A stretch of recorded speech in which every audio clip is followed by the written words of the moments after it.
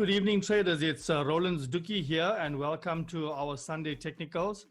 Today, we're discussing the US 100, which is a NASDAQ 4-hour chart. And looking at the NASDAQ 4-hour chart, looking at price currently at the region of about 11,074. And where we are on the 4-hour chart, what I've done is I've taken out inverse head and shoulders. Based on the inverse head and shoulders, we could bounce off price of 10,936, and we could go in the direction of our buy entry, which we have at 11,300.30. So if NAS would bounce off a price of 10,936, we would go up into a buy direction. We would put our buys at 11,300, can put another buy at 11,700, and so on according to the chart here. Not impossible for NAS to reach 12,460 because that's where it's been. It's been there 12,460 around 2nd of September, which was last week or so. So we have our trade set according to our buys, but right now we're looking at what's going on right here where NAS currently is. There is a possibility of NAS breaking the support of 10,936, and if it does break the support, then we're going down into our sell entry at 10,936. We can also take our TPs at 10,764 and 10,674, and maybe even it'll go further down to even 10,303. So who knows? But until the support is broken or until the resistance has been broken, then we know the direction of NAS. So to those that are waiting for scalping trades, you need to be aware of the process and you need to be aware of the trades that we're looking at. But you know, guys, you need to look at what has happened in the last few days and how NAS has behaved. So if we were to change this into a daily chart, if we were to go to the period just before our COVID breakdown, which was around the 20th of Feb, and if we look at 1, 2, 3, 4, 5, 6 days that the currency or the pair has fallen, you know, the asset of US 100 has fallen 6 days in a row till around 27th of Feb. It's actually similar to what we experienced recently. Look at what we've experienced here. We've had few days of just NAS dropping right from 12,460 dropping down to about 10,900. I think we bounced it off around 10,960 or so.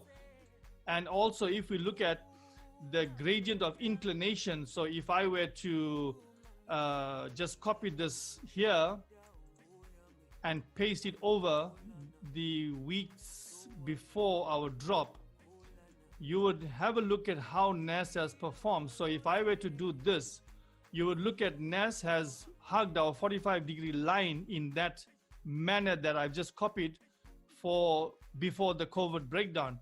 But if you look at how NAS was between the 27th of July till the 3rd of September, it went up in a higher inclination. So that was more than 45 degrees. So if I were to tell you the degree that it went up, that was like about 67 degrees. Basically, NAS, when you look at NAS and NAS behaves in such a violent manner and it runs up in such a speed, we need to pay attention to these things, because if it goes up at that speed, it's definitely going to come down at a very fast rate. So guys, we need to be aware of how NAS is behaving, the manner in which it goes up, and the speed in which it accomplishes prices. So as I said some time before, that time is more important than price.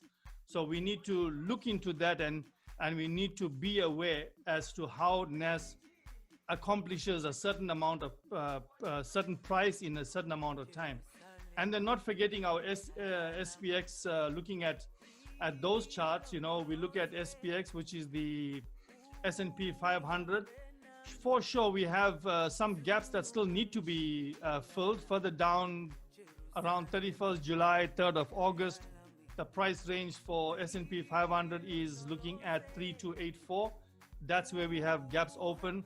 We also got a gap open at 3271. So If S&P 500 goes suddenly, which is into the sell, it's most likely going to go down and close in the region of about 3271 or 3272 or 3270, and then it's going to bounce up and come into your buys.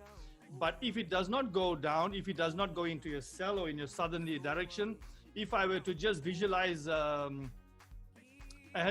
inverse head and shoulders, I confidently can say that it's probably going to come up to a region of about 3520, 3520 or 3525, 3529, and maybe even beyond that, because it's been higher than that. It went up to 3580, around that figure. But even at 3529, you could do your little sell there if you desire to do so. And then if we look at let's look at the NDX. We have the NDX chart open here. We know that NDX is the proxy for NAS. NDX has got some gaps open in the region of about 12,235, 12,419. So we're so sure that NAS eventually will get back to the 12,000 mark. So if we can just flip over to the NAS chart again, there we go. We're looking at TP3, which is our all-time high at 12,460. So that's not so crazy. And then we could get into our champions TP once NAS gets back on the road. I'm sure all the tech companies want to get there and want to get priced out to that region. So we should get there. The other chart, we're looking at XAU USD, gold, dollar. Sometimes you want to wonder, how does gold get affected? Why does the gold dollar go high? Why does it go low? So just simple enough, I've just done two charts here. One is the dollar currency index. So if we look at the dollar around the 1st of September was in the price range of 91.72. Currently, the dollar is 93.27, which means the dollar has gained value. And because XAU is a ticker for gold, and XAU USD is gold US dollar, that means the currency we're talking about, or the metal we're talking about, is gold dollar. So the dollar got affected on this end, which means the dollar increased in value.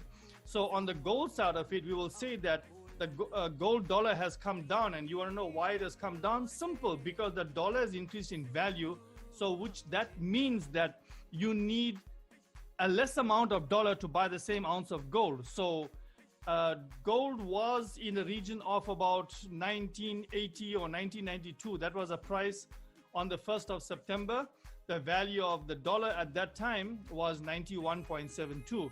So we see today, or currently this weekend, the price of the dollar was 93.27 according to the currency index, and the price of gold has come down from 1992 to 1941. So therefore, the value of the DXY, which is a dollar currency index, affects the price as to how you would trade gold. So be aware of the dollar index, and that will affect your trade that you are doing into the value of gold.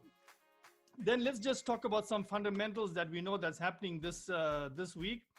So on Monday, we've got the OPEC monthly, which is the oil market report at 7:30 South African time. All times we're mentioning here South African time. Tuesday at 14:30, we have the export price index. We have the import price index.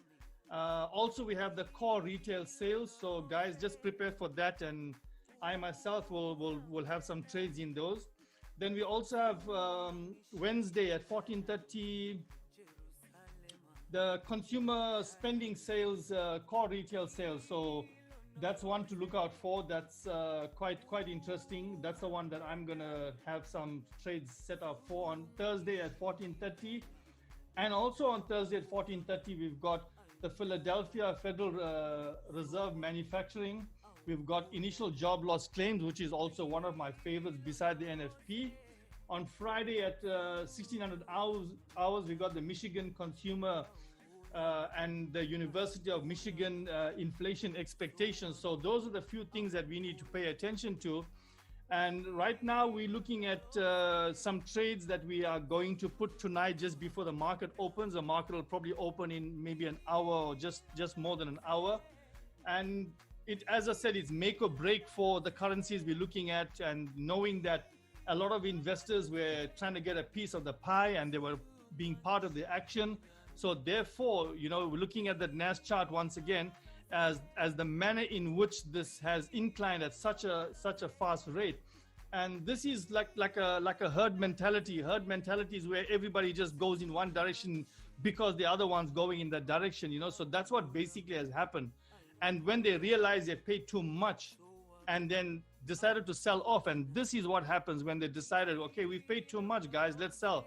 And when they started to sell, this is what really happens. So my advice, guys, is always go on as minimum lot size as possible. You'd rather be in a trade with a small profit than being a trade of great loss.